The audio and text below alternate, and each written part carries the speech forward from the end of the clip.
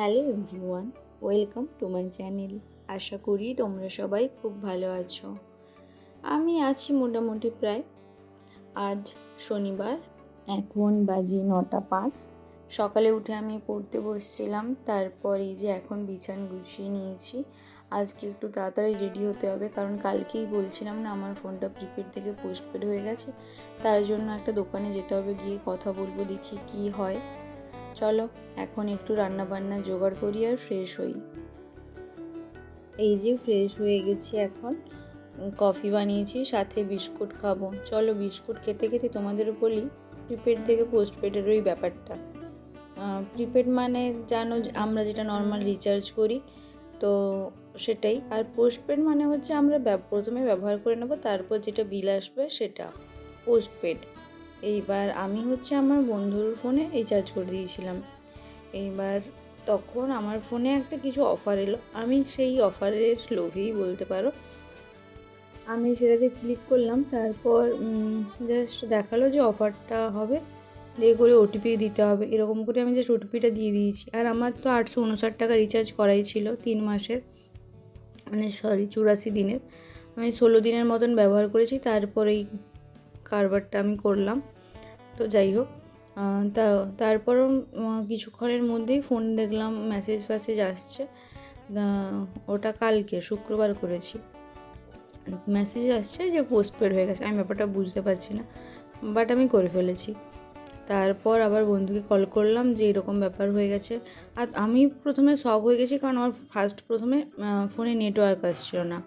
ওটা আসলে প্রিপেড থেকে পোস্টপেড হতে ওরকম সময় নিচ্ছিল, সেই জন্য ওইটা হচ্ছিলো। তারপর যা হওয়ার হয়ে গেছে। তারপর আমি আবার ওদের সাথে কানেক্ট করার চেষ্টা করলাম যে না, আমার তো এটা ভুল করে হয়ে গেছে, আমাকে এটা আবার কনভার্ট করে দিন। তো ওরা কোনো কিছু বললো না। আমি বারবার দেখাচ্ছি ওটা 30 দিন পরেই হবে, পোস্টপেড হয়ে গেলে ওটা 30 দিন পরে প্রিপেড করা যাবে। ওদের যে সেই হেল্পে টেক্সট করলে ওরা এমনভাবেই বলছিল।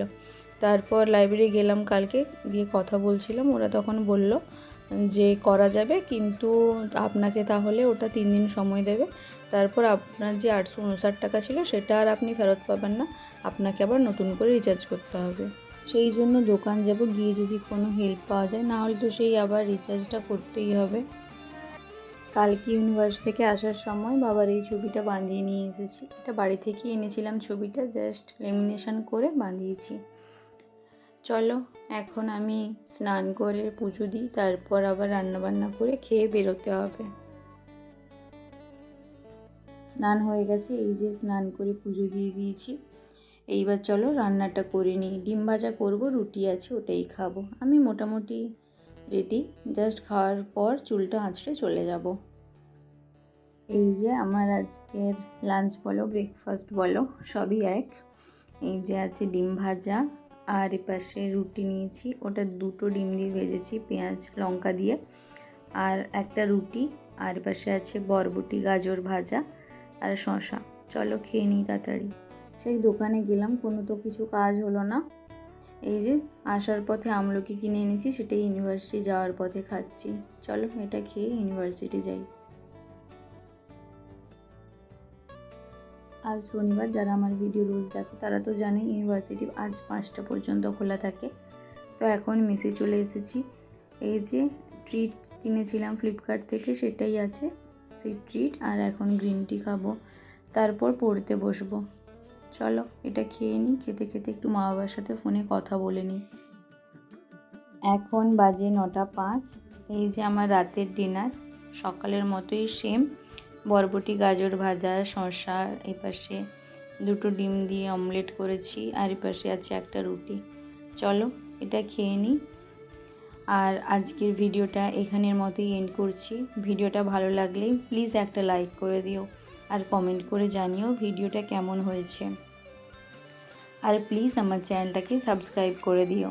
Thank you, good night.